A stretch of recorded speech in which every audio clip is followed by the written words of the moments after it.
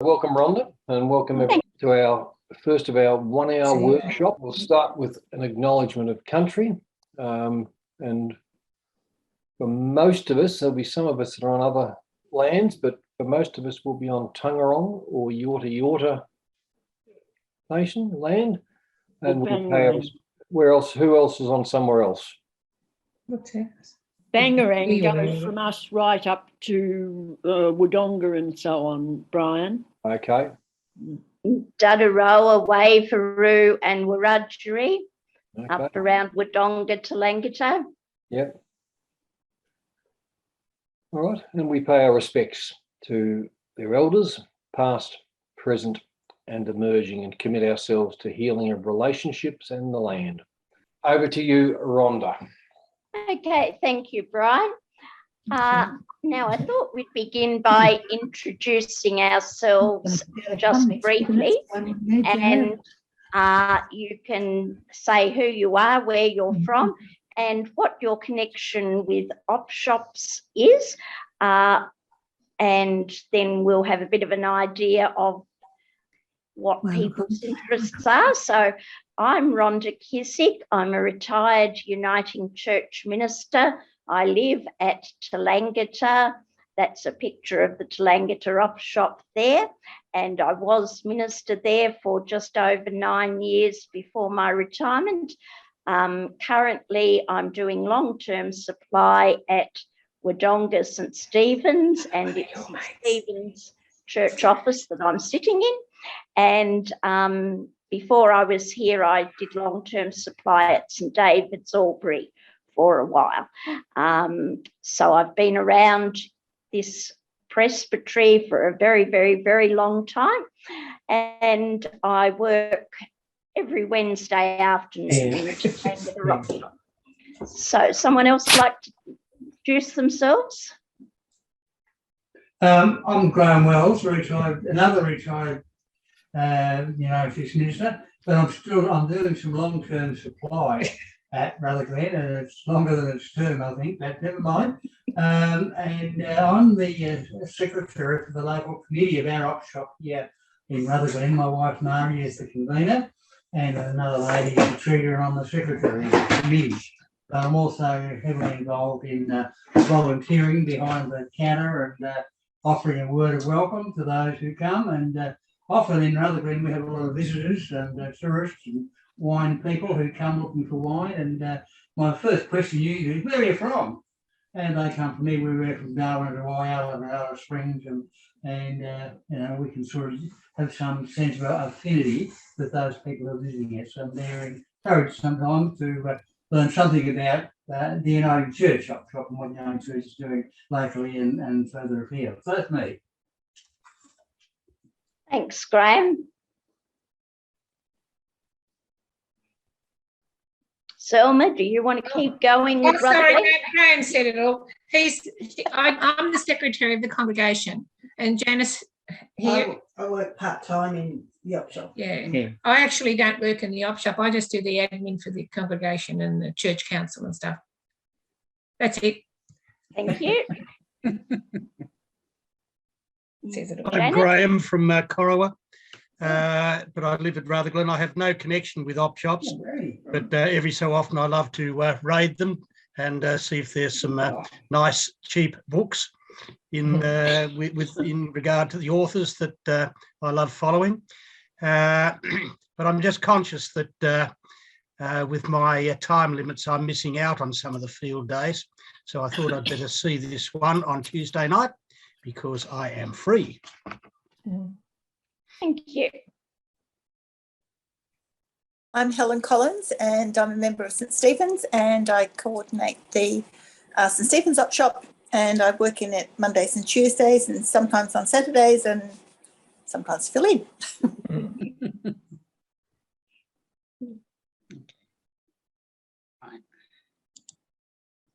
I'm Jill Clark from Maroubra Uniting Church. I'm chairperson of the church council. We don't have an op shop, so I have very little to do with op shops other than go and purchasing things and donating the leftovers from our garage sale, which we gladly send on to the other op shops within our town. But just being of interest as what others are doing in the community. Thanks, Jill. Hi everyone, Jenny Fitzgerald. Hope you can hear me. I'm getting a few nods. Thank you, that helps. I'm from the Shepparton Uniting Church, and we have a very active op shop. We have a group who oversee the running, and we have a convener. We have someone in charge for each day. They're called a day person or a day lady. Tuesdays is my day, so I've been at the op shop all day today. And I'm pretty passionate about what happens there. Thank you. Thanks, Jenny.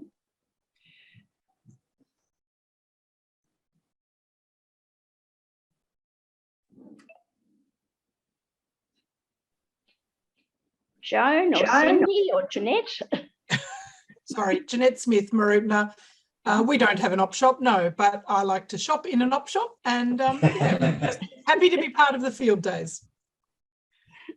My name's Cindy Pickering from Tallangatta. I just want to check what the ministers believe the word retire actually means. I wasn't actually sure that you actually understood the meaning of the word retire, but you know, we can debate that another day. I don't have anything to do with op shops other than a high admiration for the people that work in them. I still work full time, so I'm a bit limited in what I can do, but I do understand the importance of op shops and the mission that they do to the community. So I'm very keen to hear Rhonda's thoughts, and I always value her when she comes to Tallangatta Uniting Church. Thank you. And thanks, Cindy. Joan, did you want to say something? Yes, I'm from Shepparton. I have almost nothing to do with the op shop because I'm extremely busy doing other things like taking services and doing administrative work. So I put op shop notices on the church news when they're required. I take particularly former refugee customers there and give things. So mine is a very limited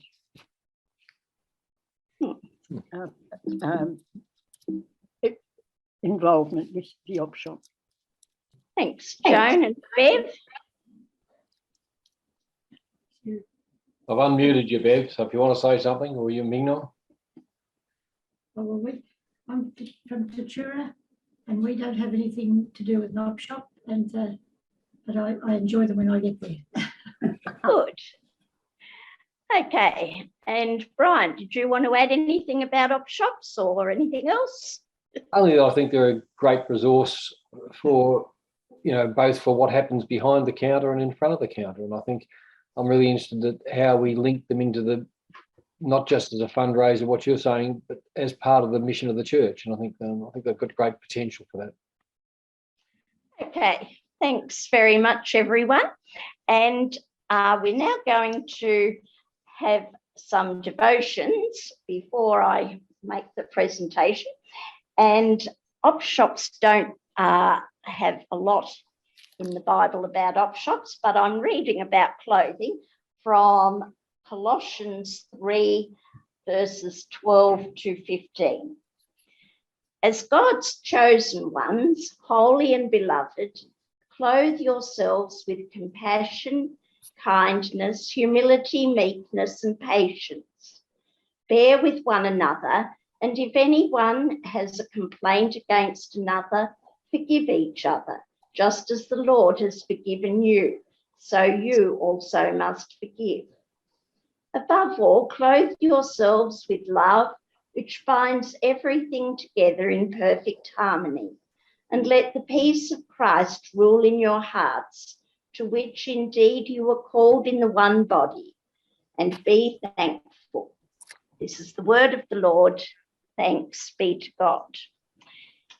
Let us pray.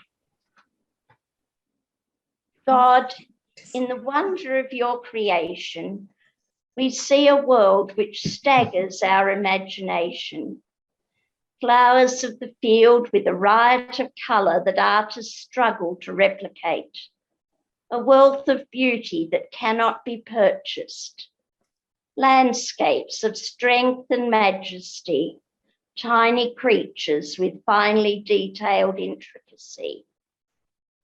As we shop and work in op shops, delighting in a good buy, a special outfit, a pretty item, a new book, may we be mindful that a smile and a kind word clothes us better than the finest fashion. Clothe us, God, with your spirit. As we serve customers, may we remember that giving them acceptance, kindness, and love will make their experience with us worthwhile, whether or not they spend. As we bank profits, teach us wise stewardship and generosity. And above all, may we be clothed with your love, now and always. Amen. Now, over the years, we've presented from the Tallangatta Op Shop to Presbytery on several occasions. And at the moment, Tallangatta Op Shop is in the midst of very radical change. So it's probably quite an interesting time to give you an update. But I did mention on the little script that we had about what this workshop would be about an United Church goat in Darwin 53 years ago. And this was perhaps one of my first experiences with op shops. I was 13 at the time, and my father was the minister of the then United Church in Darwin. This was pre-union, but the Northern Territory had all United churches. And I was hovering behind my mum, who was talking to someone on her doorstep. And the person on the doorstep was very keen for mum to go and open up the clothing shop that was only opened 2 afternoons a week. And mum was saying, no, sorry, not doing that. You can come back on Wednesday or Friday afternoon when it will be open. And after the person left and the door was closed, I was rather horrified that mum hadn't actually gone off and opened the clothing shop, because the woman was stark naked. So there she was, standing on our doorstep with not a stitch of clothing. And I thought that this was a case that mum really should, bend the rules. And I knew jolly well that she often did bend the rules. So why wasn't she going to give this woman some clothes? And even I knew at that stage that Jesus had said, if you clothed naked, well, then you're one of the good sheep. If you don't, well, you're a bad goat. And I was a bit horrified about this person being left naked.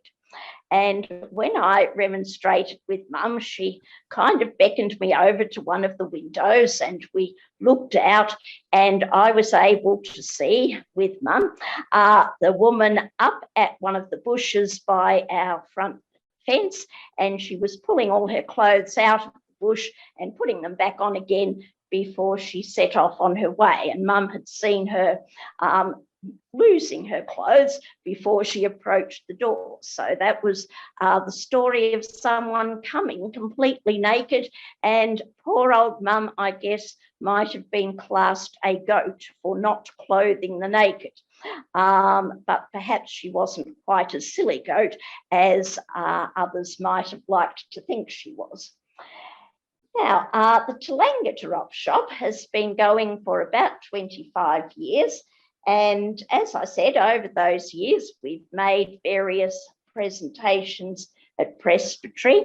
And when it was begun, it only was open for 1 afternoon a week and didn't have its own premises. The person who opened it went and asked someone who had a vacant shop whether it could be used as an op shop, and the Uniting Church would pay the rates, and at least they'd get something for this shop until they needed it. Well, in time, of course, they wanted to let the shop, and so the Uniting Church moved into another empty shop under the same conditions, and then another one before they finally bought this shop that they now are in. This had been two old shops when the town was first built in the 50s. That's why it's got two front doors. And so this double shop was bought by the Uniting Church as its op shop. About 15 years ago, they extended it, doubled its size by building backwards, and then it's had some other changes in time since then. Tlangata is very privileged in that they own these buildings outright, or this building outright. Some of the money came from the congregation, some from a grant, and some from some very generous parishioners. It's the only op shop in Tlangata, so it does quite well. And initially, its major recipient of funds was the church, and they were used mainly to pay the minister who was employed by the Uniting Church. The Tlangata doesn't have its own minister anymore. Tlangata is one of the arm churches, so it shares Andrew Delbridge with several other congregations. So they now make a sizable profit and are able to give away a lot of money. Over the last 15 years or so, since I moved into Tlangata, there have been a lot of changes in the op shop, and I'll highlight some of them, and then later we can share where other op shops are at and some of the struggles that they're having and some of the joys that is part of their life.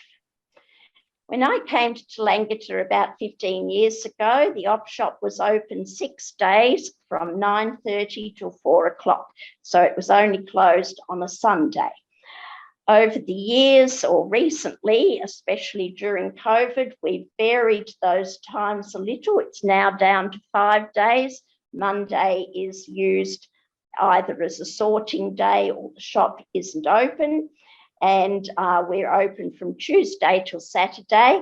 Recently, that's been from 10 o'clock in the morning till 2 in the afternoon over winter, but from September, we'll be opening from 10 till 3.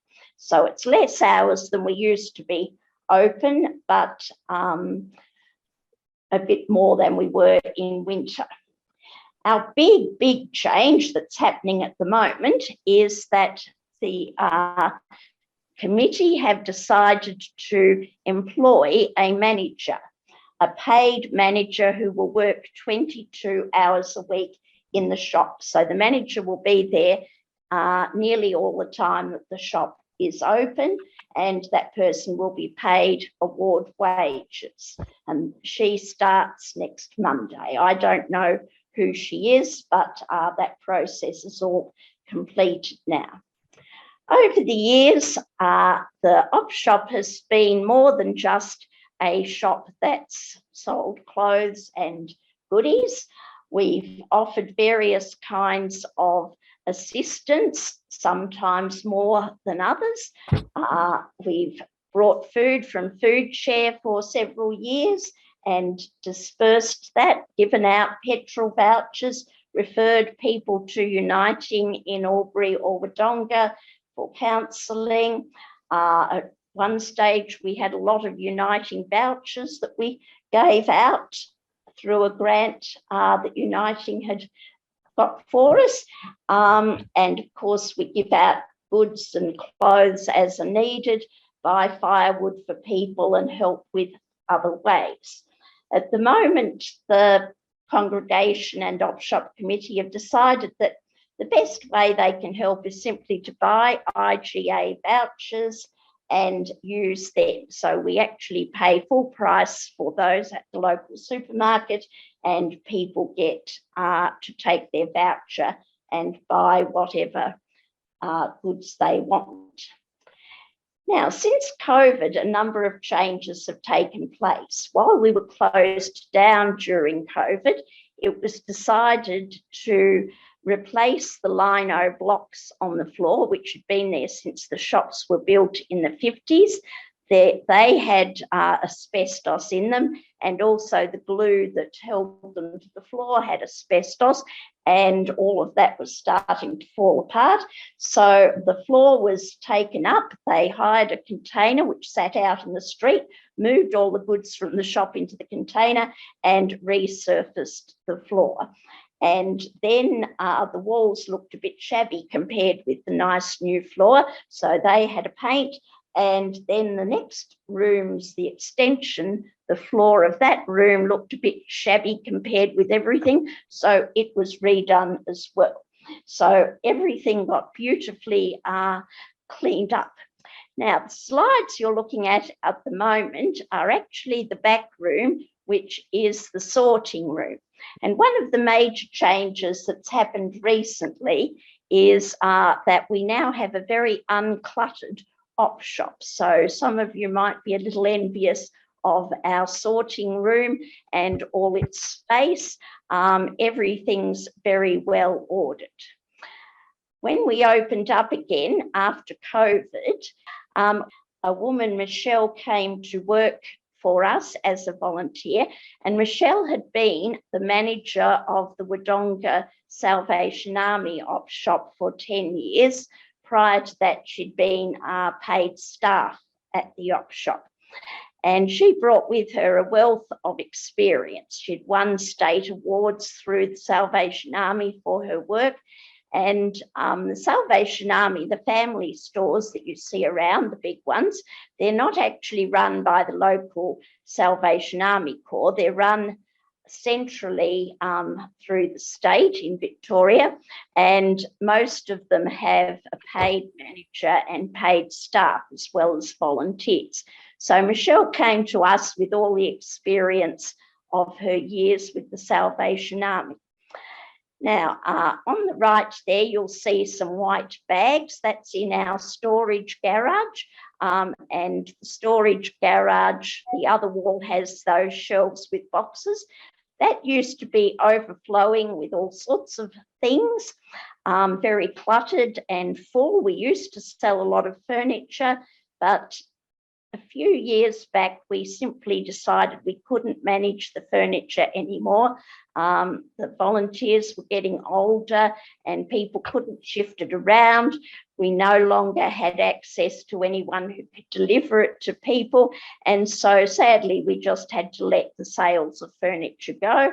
So those white bags are goods that are packed up, ready to be sent away. They're sent to Melbourne because they're not considered things that would sell well into Langata, and we are paid something for each of those bags. The only things we keep aside nowadays are in those boxes, and they're Christmas things. We no longer separate clothes into summer or winter. Michelle says people who go op shopping don't tend to buy just for the season at the time. They will pick up a bargain any time, and by having our expensive winter stuff packed away over summer when the visitors come, we were actually losing out on money. So we now have everything out all of the time. Things are put out almost as soon as they come into the shop, and only Christmas goods are saved for a special time. Sorting out is a very big part of the op shop procedure, and Michelle keeps everything really tightly on track with that. It can be a bit brutal watching her sort sometimes, in that she will reject quite a lot of things that I'm a bit of a hoarder, would think, oh gosh, you know, I'd be saving that to do something or other. But a lot is either sent to Melbourne, cut up for rags, or else put out for rubbish. The emphasis is very much on quality rather than huge amounts of quantity. And in fact, Michelle feels that if we have too much cluttering up the shop, people can't really see what they're looking at.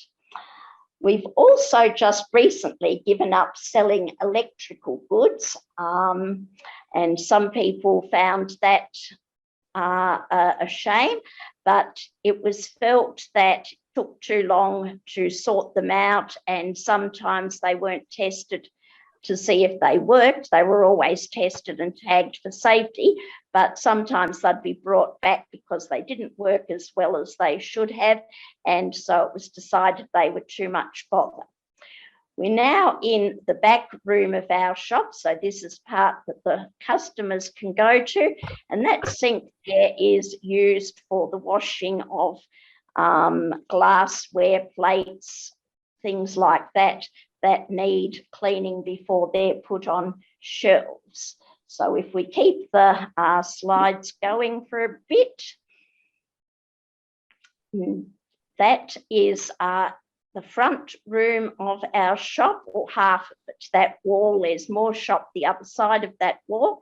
That open area going through into the second room used to be a glass window, but the white ants ate that wall, and when we were having it rebuilt, we decided we rather liked the open gap that was there halfway through, so it never did get quite rebuilt as it had been. So that sink is for the making of tea and coffee, and the staff can sit at that table. Our books are the next one, so you can see how they are arranged, and the next one is, today when I was there taking photos, this was a rubbish tin out the back, and I noticed that about 30 or 40 books in what I thought was quite pristine condition were in the rubbish for recycling bin. And this, I guess, highlights the sorting out that people do, and they make decisions about what's kept. Here we have the toy area, and behind that is the children's clothes.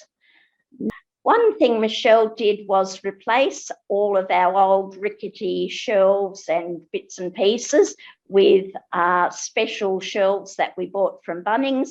So instead of a whole hodgepodge of donated and collected odd things, we now have special shelves that are all the same. And you can see Michelle's gift at display there. Instead of putting out all the china any old which way, she'll colour coordinate it, make it look tasteful, and that's more appealing to people as they come into the shop, and looks a little bit more professional than just everything piled up any old which way. And I'm sure most of us in our op shops do that.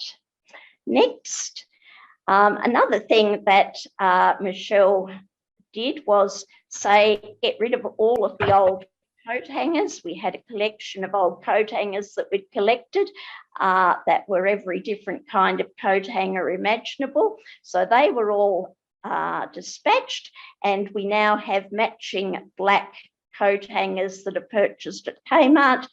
Very cheap, you get a whole lot for not very many dollars, and this gives the shop a more uniform overlook. And the clothes at the moment are sorted out in sizes, as you can see there, so small, medium, large and extra large, and we have tried sorting them out in colour, but at the moment it's been decided that size is the way to go. So you can see some of our displays there. We used to have a whole lot of racks that would be wheeled out at the start of each day and dumped on the footpath. These are some of the old racks that were like that. And this really was very hard on our volunteers. The racks occasionally fell apart while you were trying to wheel them. They were always very difficult to steer, quite a heavy task for some of our workers who are older. So we don't do any of that anymore. And there are some rejected racks out the back. And that was a safety issue. Jewellery, as you can see, is put onto a special little card and hung on a display stand so that it's accessible, easily looked at, easily taken, and has the price clearly available. We also have now a little locked cupboard that has some special things in it, and this has been a bit of a source of contention. I think the next slide might be a doll that I saw today. This doll is priced at $40. It's a very old doll, as you can see, and some might say, well, that's extremely expensive for an op shop and things should be cheaper than that. Now, it's only some things that really get that high price tag put on them. Clothing is generally about $3 to $7. But this doll, for instance, is porcelain, obviously very old. And yes, it might be an expensive thing that not everybody could afford, but it's also something that not everybody would want and probably nobody would actually need. Another example was a set of old canisters that came in. They were the old tin ones, still in, they hadn't been painted, and I think they were priced at $85. And I happened to be on the shop one day when a man came in and was looking at them, and he collected these things and had the same canisters at home, and he didn't in the end, but he stood there for about 20 minutes seriously discussing with his wife whether he would buy this set of canisters because he was missing the lid of the coffee tin from his own set. So he was prepared as a collector to pay $85 to get one tin lid. And eventually they did sell to another collector. So yes, the cabinet might be full of expensive things, but they're not things that someone in need would genuinely need. And I guess if they were and they had a good enough story, well, they might get a reduction anyway. So this is an example of making some extra money out of some of the real treasures that pop up in amongst the other goods. And now, of course, with Marketplace, we can sell them online, and we do that and get some good things. One funny story was Michelle had a call from someone who wanted to buy some special motorbike boots. And he said, oh yes, I go out to Langata sometimes, I work out there. What did he do? Oh, he was the Uniting Church minister. And she said, well, that's funny because we're the Uniting Church op shop. So Andrew Delbridge got himself some new leather motorbike boots. Now, this is looking into the shop, and you'll see the table there where the staff can sit and have cups of tea. And this is probably one of the really big changes that's happened over the last few years in our op shop. When I came to Langata 15 years ago, the table was a central part of the op shop, and people would come and sit around it and have cups of tea. In fact, we had 3 people who came and sat there from the moment the op shop opened until it closed 6 days a week. 2 of those people, when they died, their memorial service was actually held in the op shop. So that's how important it was to them. It's been pushed back against the wall now, first because of COVID and not being able to serve cups of tea and coffee, but also there's a feeling from the management committee that there really isn't room to have people sitting around the table, and that some people sitting there all the time might put off customers and things like that. But certainly for a while, there was a very strong emphasis on the community nature of the op shop, and that was considered, there it is, sort of out from the wall a bit. So you can imagine that with 6 or 8 chairs around it and a group of people gathered, and people would bring food and have cups of tea and coffee. And that is not so much a part of the op shop nowadays. Over the years, we've had fashion parades in the shop or at farm expos that are held in Toolangatta. We've had parties. We've had a revamped clothes competition in the town where people could get something from an op shop and then do it up into something new. We've had church services, memorial services, as I said. All sorts of things have been held in the shop. And that is something that's changed certainly through COVID and as we go on. Display, this too has changed. It used to just be sort of 2 lines of clothes that completely filled the window and looked a bit like washing on the line. If you're doing window displays, black and colours like that, really dark colours really don't show up, especially if sun is shining onto the windows. You won't even see an article sitting there. Bright colours are much better for window displays, and at the moment we tend not to have very flashy displays. They're simpler because that's what's been decided. But we do have a devotional window that's always done. So it has some kind of Christian message. Might be a simple cross, or there might be wording. When there was lots of rain at the beginning of the year, I had up how to build your ark with the particular Bible verses. This window here that you're looking at again shows that black really kind of fades away compared with, say, that red that's there. And that's one of the little displays. We put up funny bits and pieces. I'll pop in the op shop, she said. Oh, won't be a minute, she said. You relax on the bench, she said. Well, she has the time of her life. And I can't even read it myself. I've waited so long, I'm now dead. So there's our skeleton. So we sometimes have funny things.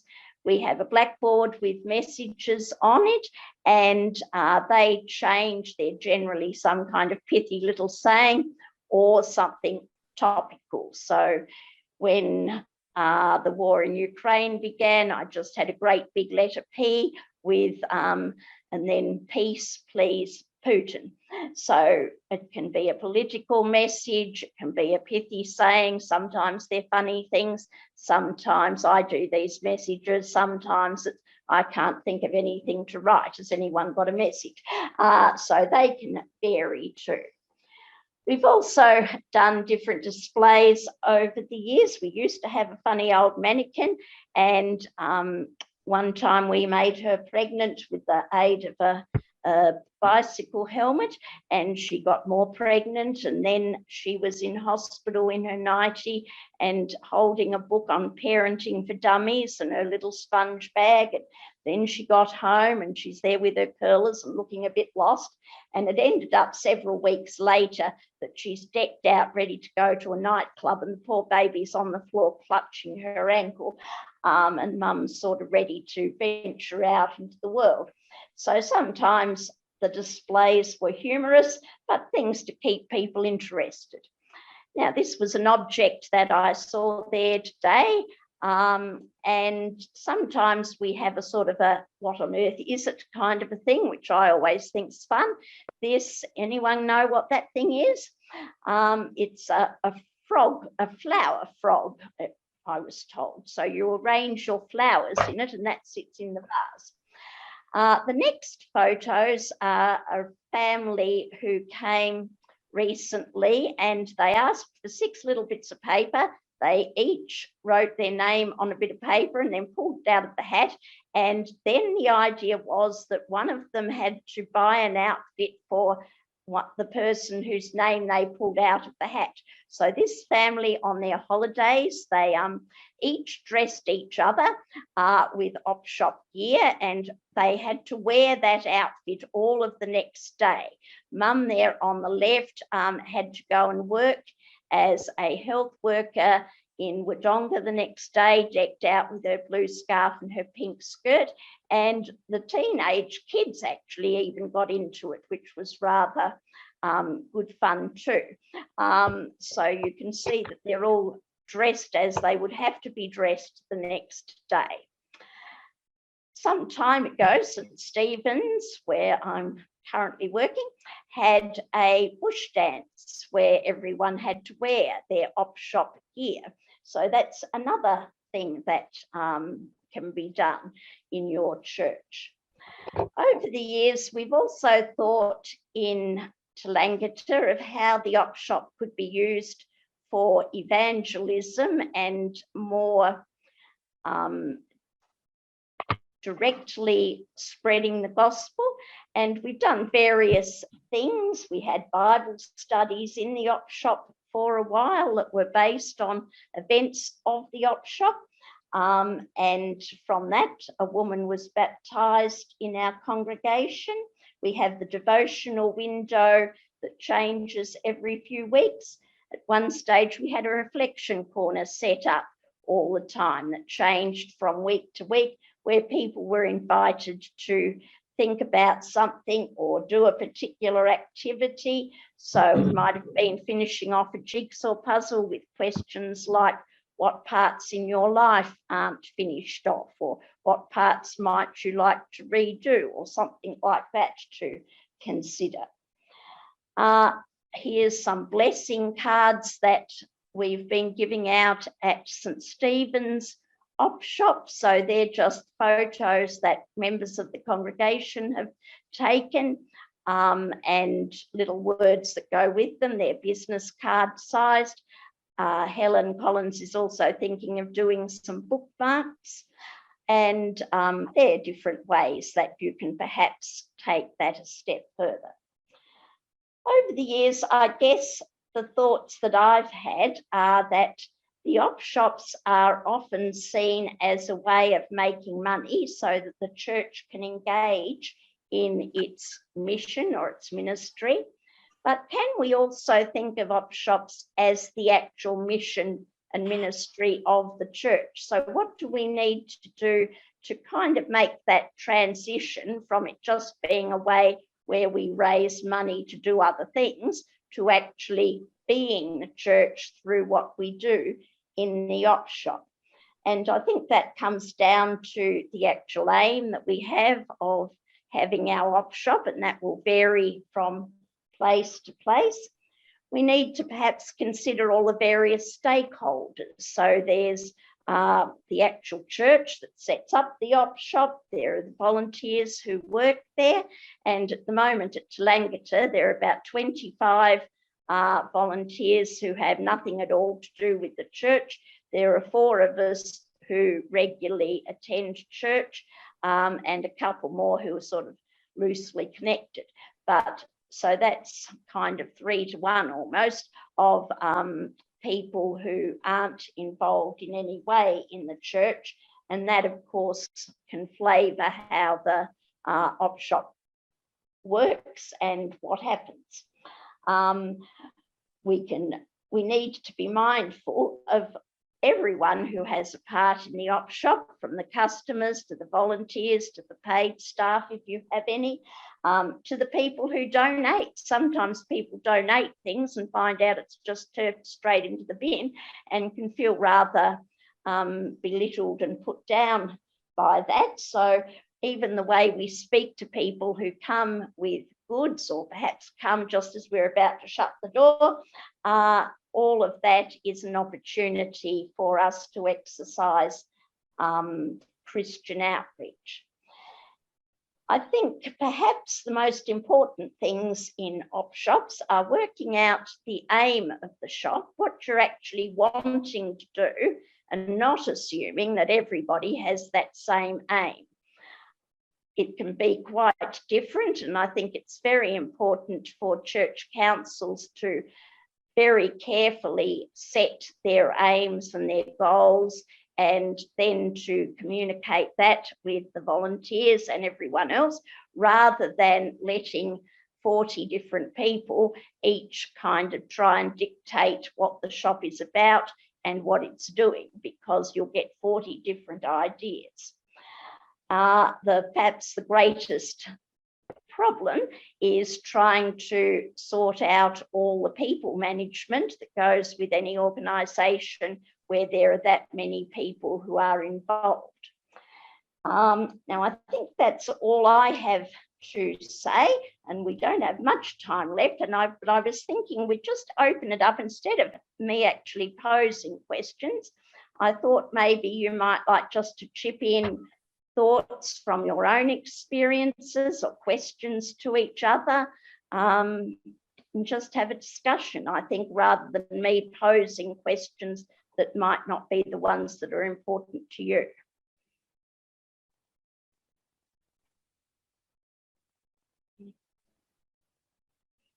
Okay, thanks, Rhonda. Over to you, everyone. What's your questions or feedback or comments, and either from your own experience or responding to what Rhonda said? So I'm just getting over that story from Darwin, Rhonda. I'll share that with Margaret. Oh, that is just so good. And the person who was naked was actually retrieving all those clothes, every little bit, every little garment from the tree where she'd planted them. Now, if it had been a fella, would it have been a totally different story, I wonder. Yeah, I've got a question, I guess. Are you ever asked for Bibles? I asked that question because I'm a Gideon and currently chaplain at Albury Wodonga Gideon camp, and the Presbyterian op shop at Corowa, which was the Uniting Church op shop until we sold it 20 years ago to them, and actually have Gideon Bibles there, which somehow find their way into the op shop.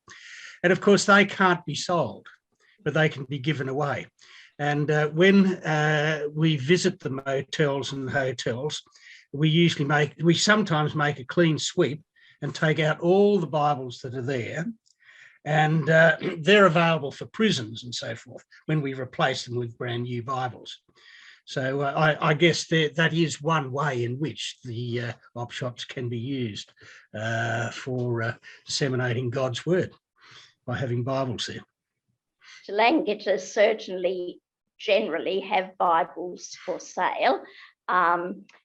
If Gideon's Bibles come in, they are not sold because that wouldn't be proper. So they are put out for free if they come in. We don't actually get them given direct to us, but they sometimes do come in and they're not sold.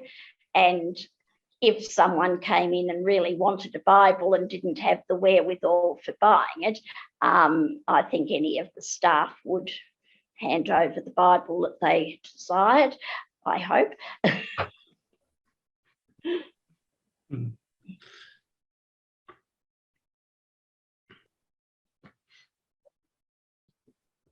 Does anyone else have any paid staff in their op shop?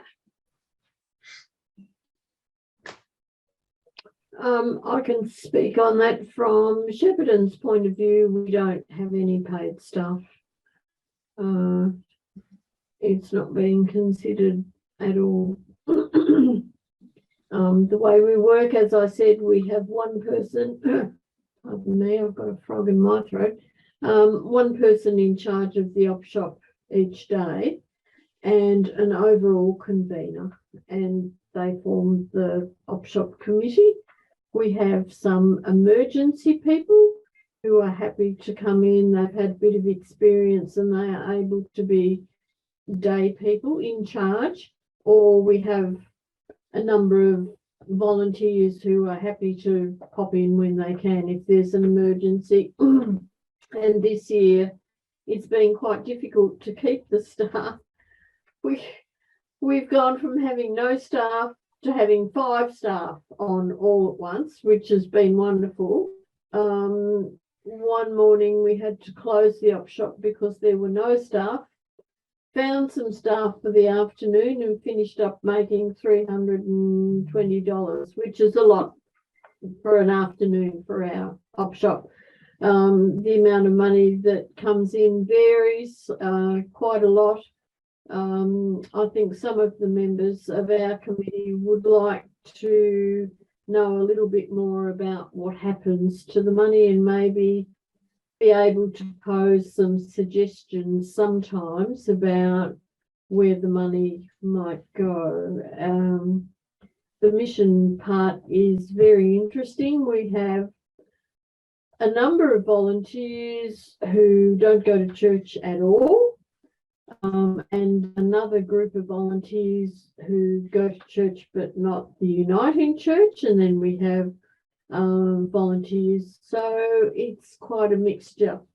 There's not been any drama ever mixing those people and their thoughts.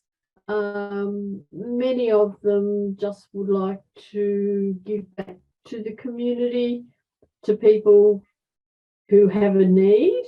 And yes, and I don't know whether any of the folk watching, there's a if you're on Facebook at all, there's a fabulous site called I Love to Op Shop, and if you're a bit of an op shopper, it's really interesting. It's not really a brag site, but people display special trinkets that they've got, ranging from clothing to pieces of collectible crockery and so forth. So yeah, that was one of my questions, I suppose, was sorry, Graham,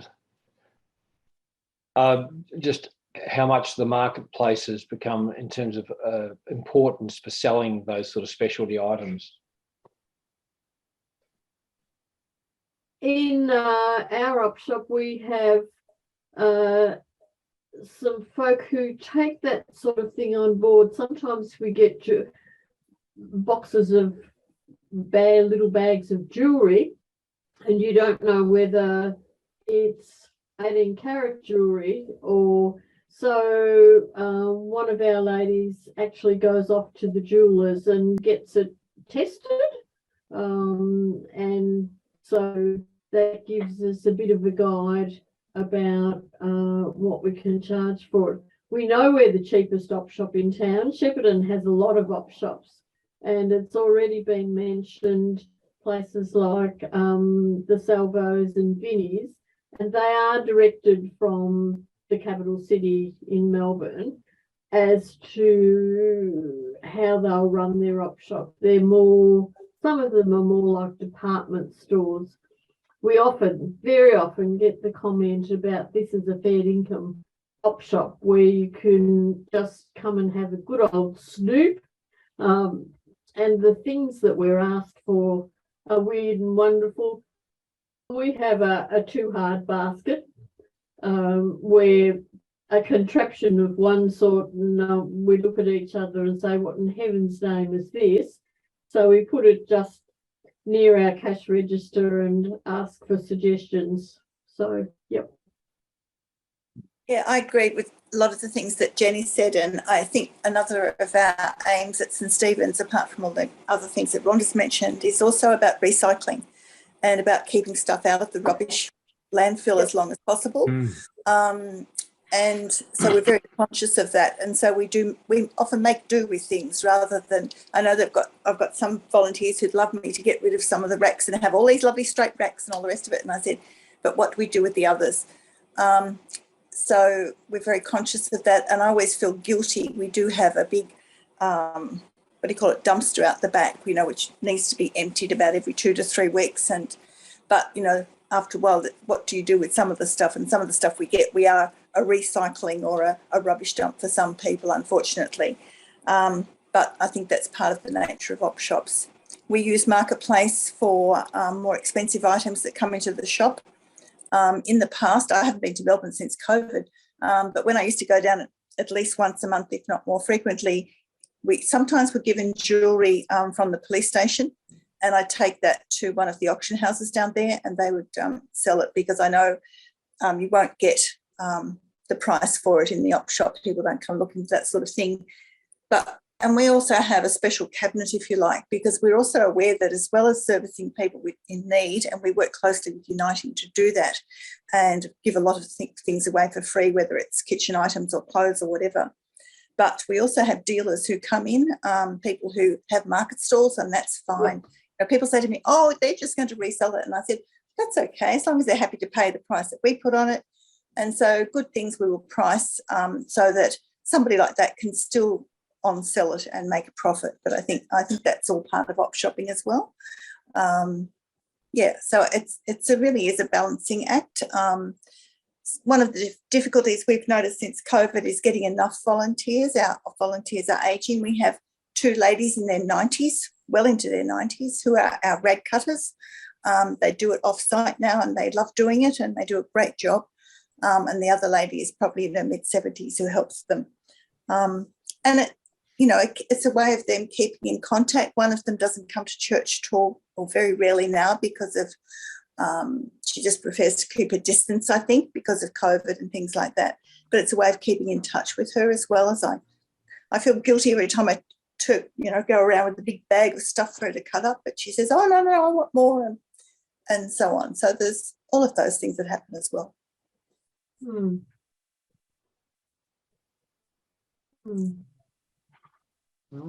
Well, we've gone past 8:30.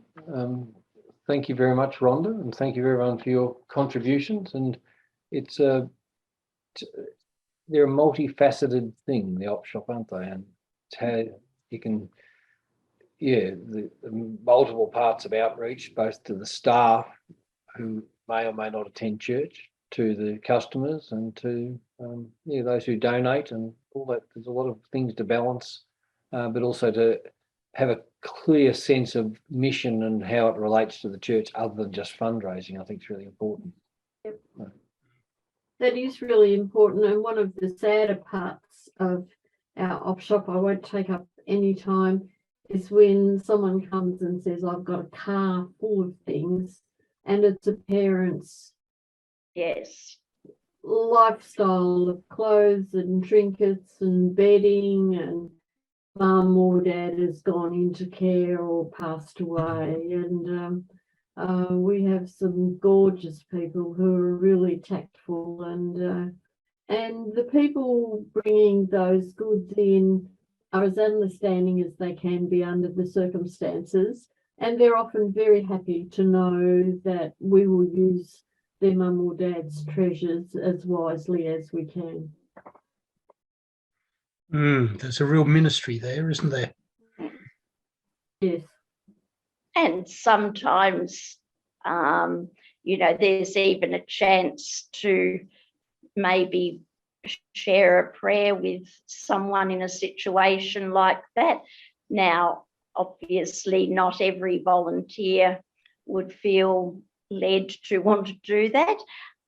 Sometimes those stations that I talked about, I've had one where, there'd be a basket of flowers and people would be invited. Just as they walk past, there'd be a sign saying, is there someone special in your life who you've lost? Would you like to, take a flower and float it in this bowl of water for them? So, that's been the reflection station perhaps, and someone came in who was in that situation, and so I was able to, after we'd talked for a while, I said, oh, we've got this, would you like to do that? So and then we just had a short prayer, but like, that's not every day, and that needs sensitivity, of course. Well, thank you very much, everybody. I was very nervous because I'm nervous with Zoom and things. Would much rather do things live, but it's been good sharing with you, and maybe you can take note of who else is there, and you'll have people you can contact if you want to chat over op shop ideas. And thank you very much, and God bless you all as you go your own ways. Thank you. Thanks very much, Rhonda. Thanks, Rhonda. Thank you, Thanks, Brian. Thanks, Thanks, everyone. Brian, thank you all. Good night. Good night, Very good. everyone. Stay See you warm and tomorrow. well. Yes.